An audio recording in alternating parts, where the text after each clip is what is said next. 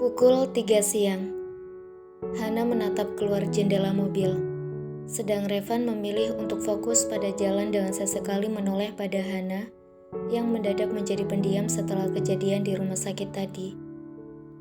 Saat ini mereka dalam perjalanan pulang ke rumah mereka, bukan rumah Eyang, karena Hana mengatakan untuk tinggal di rumah mereka, karena esok adalah hari liburnya. Hana ingin menikmati libur seharian di rumahnya, tanpa ada yang mengganggu pikirannya. Hana menghembuskan nafasnya kalau mengingat hal yang terjadi di rumah sakit tadi. Hana sempat terkejut saat melihat Revan yang marah kepada Gilang tepat di hadapannya. Dan saat itu juga ia tahu, jika Gilang dan Revan adalah om dan keponakan. Ia baru mengetahuinya tadi, karena Revan sama sekali tidak menceritakannya waktu itu. Hana menghembuskan nafasnya kasar, lalu memejamkan matanya. Rasa bersalah menyelimuti hatinya. Hana menoleh perlahan pada Revan yang begitu fokus pada jalan, hingga tiba-tiba menoleh padanya dan tatapan keduanya bertemu. "Kamu baik-baik saja?" tanya Revan khawatir, lalu kembali fokus pada jalan. "Maaf," lirih Hana dengan kepala menunduk. Revan mengernyit mendengar hal itu, lalu menghentikan mobilnya di tepi jalan. Revan memutar sedikit posisi duduknya hingga kini berhadapan dengan Hana yang masih setia menundukkan kepalanya. "Untuk apa minta maaf sayang? Kamu tidak memiliki salah, jadi tidak perlu minta maaf," ucap Revan lembut dengan menyentuh dagu Hana untuk mendongak dan menatapnya. Hana menggelengkan kepalanya. Meski Revan berkata dia tidak memiliki salah, tapi tetap saja ia merasa bersalah. "Maaf, karena Hana banyak maunya, minta yang gak jelas, suka maksa," ucap Hana dengan menggigit bibir bawahnya. Revan tersenyum lembut mendengar hal itu, lalu menyentuh pipi Hana.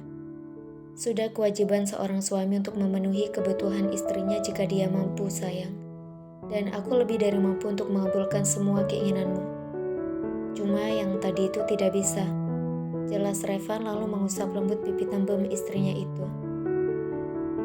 "Hana tetap minta maaf. Hana benar-benar banyak salah sama Om," ucap Hana dengan terus mengedipkan matanya, agar air mata yang menggenang di pelupuk matanya tidak jatuh ke pipinya. "Iya, aku udah maafin kamu. Tanpa kamu mengucapkan kata maaf, aku sudah memaafkan semua kesalahan kamu," ucap Revan lembut, lalu kembali berucap, "Aku juga minta maaf jika ada salah denganmu. Maaf ya sayang," lanjut Revan dan Hana dengan cepat menganggukkan kepalanya. "Hana janji sama Om, gak akan buat salah lagi," ucap Hana yang dibalas senyum manis oleh Revan. Revan mengecup kening Hana lama, dan kemudian meraih tangan Hana.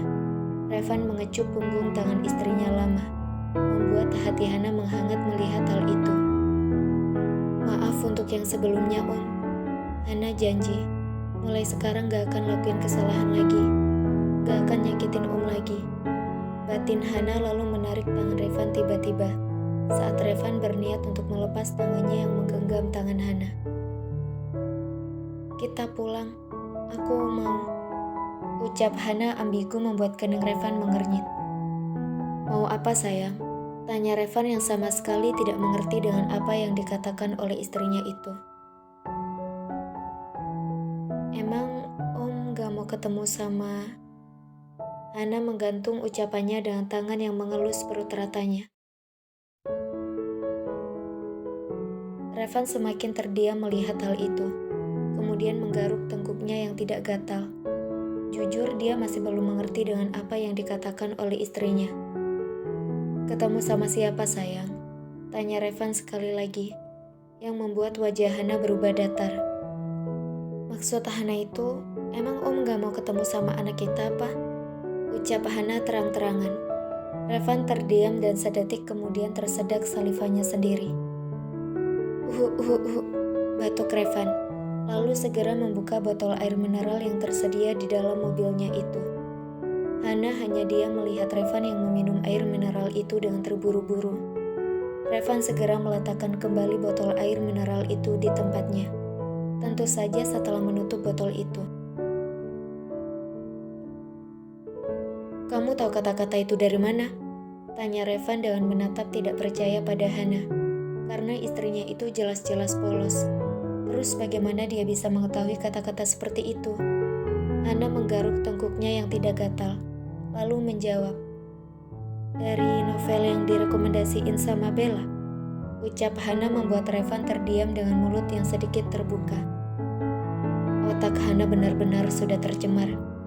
Batin Revan lalu segera menyalakan kembali mobilnya untuk segera tiba di rumah. Mumpung istrinya yang minta, jadi harus segera dilaksanakan. Bella tengah berdiri di depan kampusnya. Ia sudah pulang dari 15 menit yang lalu, setelah dari rumah sakit dan melihat hal yang sedikit mengganggu pikirannya tadi. Ia menghembuskan nafasnya. Sudah 15 menit dia menunggu, tapi jemputannya belum juga datang. Sedang dia sudah pulang sedari tadi. "Is, kenapa belum datang juga sih?" ucap kesal Bella dengan menghembuskan nafasnya kasar. "Jalan aja deh, siapa tahu nanti dapat taksi," lanjutnya dan segera melangkahkan kakinya untuk menjauh dari kampusnya. 10 menit kemudian, Bella menghembuskan nafasnya. Sudah 10 menit ia berjalan dari kampus, tapi belum juga menemukan taksi. Sial banget sih, giliran jalan kaki gak ada taksi yang lewat. Giliran ada yang jemput, malah ada ojek yang nawarin diri. Kok giliran gak ada yang jemput malah gak ada ojek sih? Jangan-jangan mereka semua sengaja lagi, biar aku bisa jalan kaki, atau balas dendam karena aku nolak buat naik. Dasar ojek sialan, mana paket aku habis lagi. Jadi gak bisa pesan taksi atau ojol, ucap Bella yang kini berbicara tanpa henti, meratapi nasibnya hari ini. Bella menoleh ke belakang saat mendengar suara mobil yang melaju ke arahnya. Mata Bella berbinar senang, dan seketika berjalan ke tengah jalan raya yang sepi itu untuk menghentikan mobil yang melaju ke arahnya. Cit, Bella memejamkan matanya, lalu menyunggingkan senyum saat mobil itu berhenti. Seseorang di dalam mobil keluar dan mulai berniat mengomeli orang yang sudah berani menghadang jalannya. Tapi omelan itu terhenti di tenggorokan saat melihat siapa yang menghalangi jalannya. Om Firza, ucap Bella, lalu segera berjalan mendekat ke mobil Firza dan masuk tanpa dipersilakan. Firza mengernyit saat melihat Bella yang masuk ke dalam mobilnya. Padahal kan dia sama sekali tidak meminta wanita itu untuk masuk. "Ngapain kamu masuk? Saya kan gak nyuruh kamu masuk," ucap ketus Firza dengan menatap kesal Bella yang duduk di kursi samping kemudi. "Ya elah om, saya sudah capek jalan kaki dari kampus tadi. Gak apa-apa kali kalau saya numpang sampai di rumah saya," ucap Bella lalu meraih air mineral botol yang berada di dalam mobil dan meminumnya tanpa meminta izin terlebih dahulu. Firza menghembuskan nafas kasar mendengar hal itu, lalu segera masuk ke dalam mobil dan melajukan kembali mobilnya tanpa berniat berbicara sedikit pun.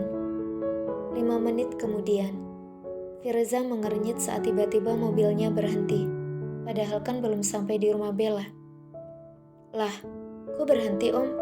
tanya Bella dengan menatap Firza yang tiba-tiba menepuk keningnya.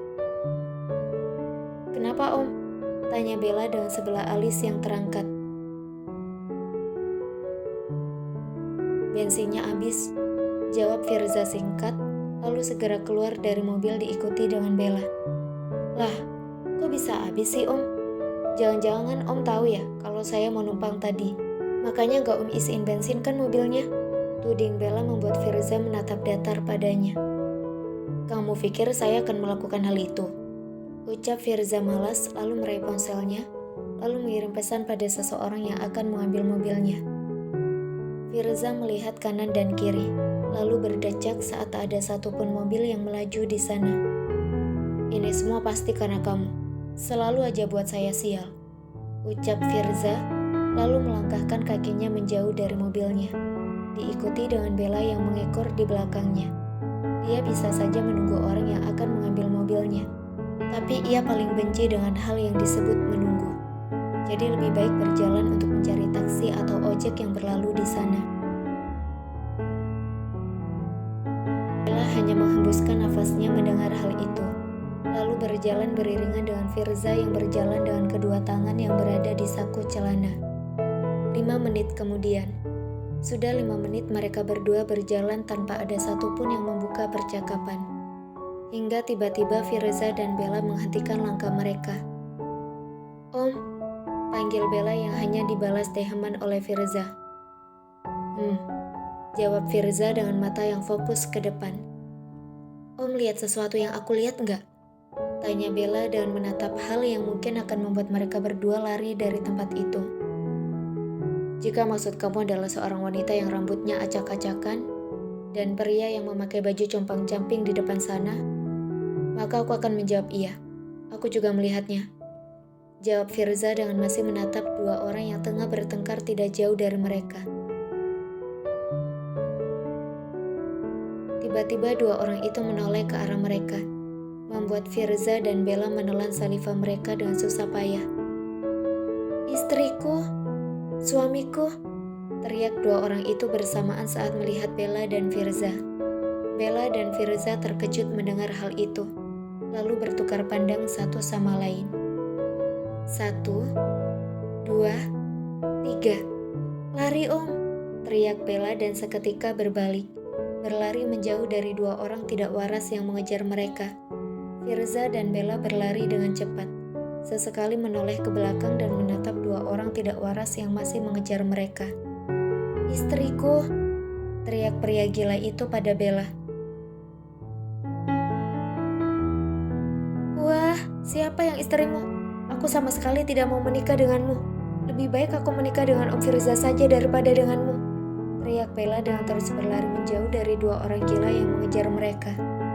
"Suamiku," kali ini wanita gila itu yang berteriak pada Firza. "Siapa yang ingin menjadi suamimu? Lebih baik aku menikah dengan wanita gila di sampingku daripada menikah denganmu," teriak Firza dan semakin mempercepat larinya. Begitupun dengan Bella.